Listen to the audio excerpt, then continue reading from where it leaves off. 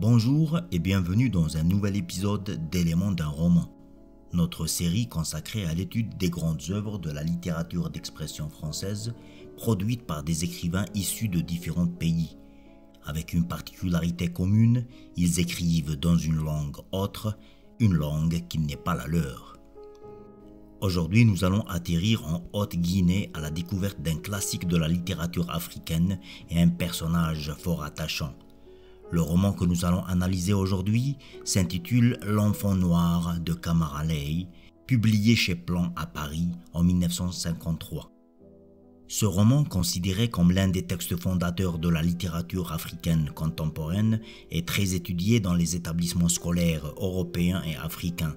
Mais à l'époque de sa publication, il a essuyé quelques critiques très acerbes, lui reprochant notamment un manque d'engagement politique en période de lutte anticoloniale. Que raconte alors ce roman? Qu'est-ce qui lui donne la réputation qu'on lui connaît aujourd'hui? Et pourquoi a-t-on violemment critiqué son auteur? Afin de répondre à ces questions, nous allons décortiquer ce roman pour connaître ses éléments constituants, c'est-à-dire le milieu dans lequel le roman prend son origine, le style qui s'épanche, la fiction qui suscite l'imaginaire et le message qui se dégage d'entre les lignes.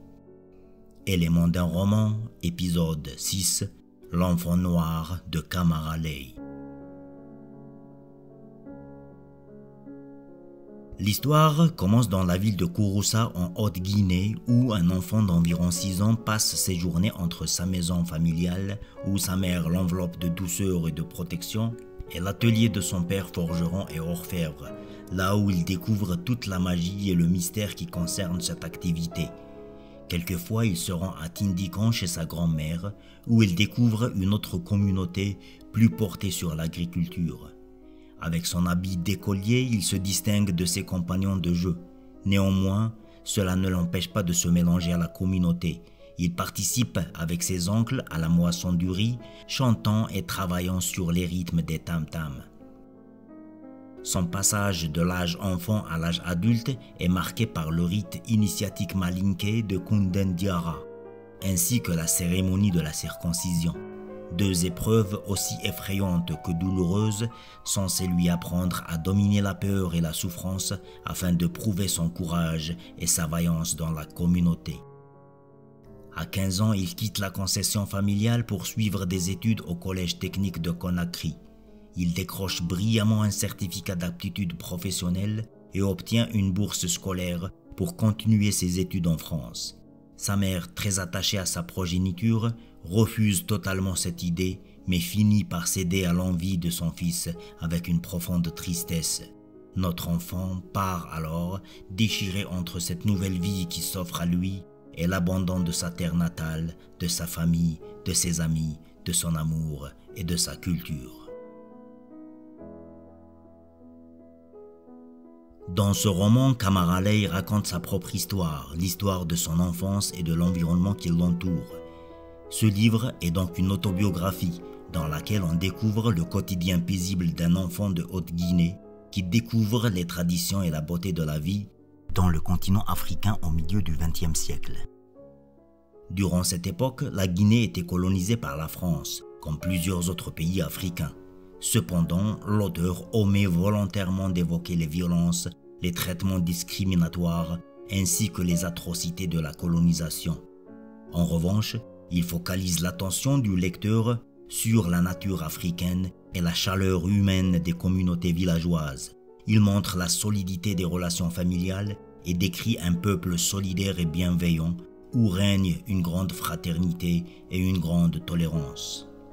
Dans un passage du roman, nous pouvons lire « Décembre, c'est la saison sèche, la belle saison, et c'est la moisson du riz.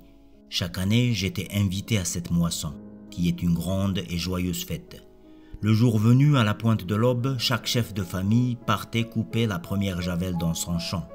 Sitôt ses prémices recueillies, le tam-tam donnait le signal de la moisson. Tel était l'usage. Parvenus au champ comme moissonné en premier lieu, les hommes s'alignaient sur la lisière, le torse nu et la faucille prête.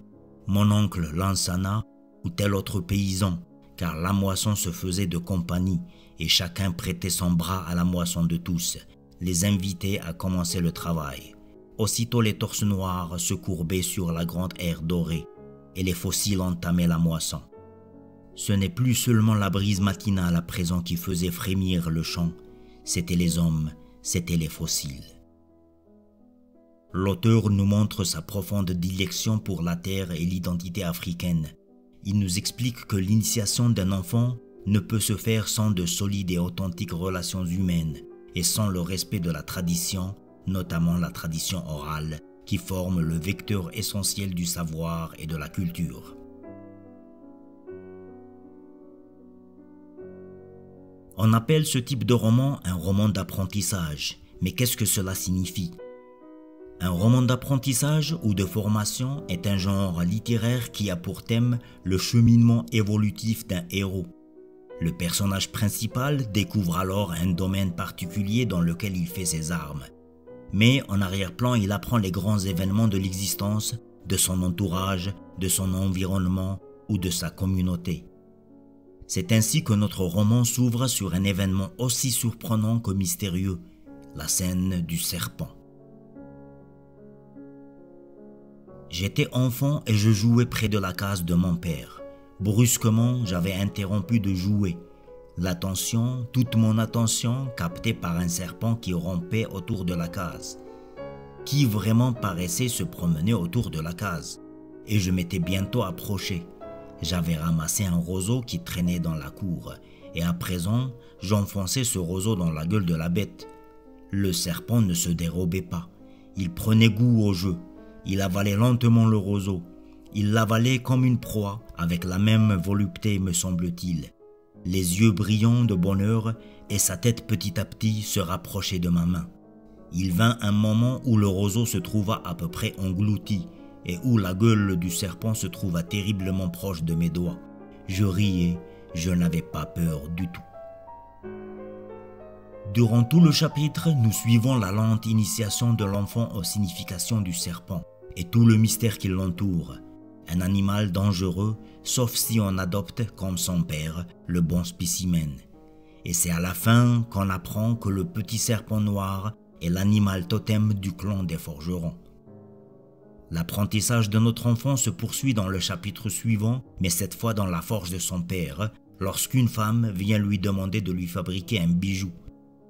L'enfant s'émerveille devant le spectacle de la transformation quasi magique de l'or en bijou et l'extraordinaire travail de son père qui est aidé dans sa tâche par la présence du petit serpent noir. Et de chapitre en chapitre, on découvre par les yeux de l'enfant tous les événements dont l'auteur a été témoin au cours de son enfance. Doté d'un réel talent de conteur, Kamara Lay transforme avec subtilité son autobiographie en un roman du merveilleux. On y découvre l'âme de l'Afrique et les forces de l'esprit des forgerons et des cultivateurs. On apprend par exemple que le père possède des pouvoirs occultes, dialogue avec ce petit serpent qui lui rend visite. Quand il était à portée, mon père le caressant avec la main, et le serpent acceptait sa caresse, par un frémissement de tout le corps. Jamais je ne vis le petit serpent tenter de lui faire le moindre mal. La mère, elle, est investie de pouvoirs surnaturels. Ma mère, elle, continuait de puiser l'eau du fleuve. Je la regardais puiser l'eau à proximité des crocodiles. Bien entendu, je la regardais de loin, car mon totem n'est pas celui de ma mère, et j'avais moi tout à craindre de ces bêtes voraces. Mais ma mère puisait l'eau sans crainte. Les crocodiles ne pouvaient pas faire de mal à ma mère, et le privilège se conçoit. Il y a identité entre le totem de son possesseur. Cette identité est absolue, est telle que le possesseur a le pouvoir de prendre la forme même de son totem. Dès lors, il saute aux yeux que le totem ne peut se dévorer lui-même. Avec une langue épurée et des mots bien choisis, Kamara Lay réussit l'exploit de brosser le tableau des valeurs traditionnelles de l'Afrique en lui attribuant parfois un caractère mystique, voire fantastique. Il suscite la curiosité du lecteur et l'amène dans un voyage fabuleux dans l'enfance et dans l'Afrique. Bien que ce roman ait reçu lors de sa parution beaucoup d'éloges en Europe, sa réception en Afrique était un peu mitigée. Certains lui ont violemment reproché son manque d'engagement durant cette époque de lutte anticoloniale, à l'image de l'écrivain camerounais Mongo Betty, qui dans un article intitulé « Afrique noire, littérature rose », traitait ce roman comme étant un écœurant produit de l'art pour l'art. Pour lui, la seule réalité de l'Afrique à cette époque, c'est la revendication pour l'indépendance et la dignité des Africains. D'autres, par contre, l'ont encensé comme l'écrivain sénégalais Léopold Sédar Senghor, qui disait dans un article « Le plus grand mérite de Laye Camara est d'avoir fait de son roman mi-exotique, mi-autobiographique un long poème comme les conteurs négro-africains. » Alors, Camara Laye était-il un écrivain engagé ou non? En apparence, il voulait juste écrire ses souvenirs d'enfance, sa savane verte et ses visages du passé. Il ne voulait pas être le porte-voix de tous les Africains. D'ailleurs, le titre original de son roman était « Un enfant de la Haute-Guinée ». C'est l'éditeur Plan qui lui a suggéré l'enfant noir. Mais en réalité, Camara Laye s'engage sur un autre front, totalement différent. Dans un article, il déclare « Nous sommes en Afrique plus proches des êtres et des choses qu'on ne l'est en Europe. Et pour des raisons qui n'ont rien de mystérieux, nous menons simplement une vie moins agitée. Il y avait réellement des jeteurs de sorts et des paroles pour conjurer les maléfices, une infinité de gris-gris pour se protéger des choses sacrées qui disaient des choses cachées, des guérisseurs qui guérissaient réellement. » Camara Laye s'engage donc à raconter la réalité de l'Afrique, à rendre hommage à la nature, source de paix, d'harmonie et d'amour. Camara Laye s'engage à glorifier la tradition orale, seule en mesure de mener l'homme africain vers la sagesse. Il s'engage à rendre hommage à la femme africaine et aux valeurs ancestrales qu'elle transmet de génération en génération. Enfin, la scène finale du départ pour la France où le jeune étudiant est en larmes mais caressant dans sa poche le plan du métro parisien évoque le déchirement entre deux mondes auxquels sont confrontés tant d'émigrés. Laye s'engage aussi à décrire une déchirure entre modernité et tradition, ce qui donne à son œuvre autobiographique une dimension universelle. Voilà, c'est terminé pour cet épisode. Si ça vous a plu et que vous voulez nous encourager, laissez-nous un commentaire, cliquez sur le bouton j'aime et n'hésitez pas à vous abonner pour ne pas rater les prochains épisodes.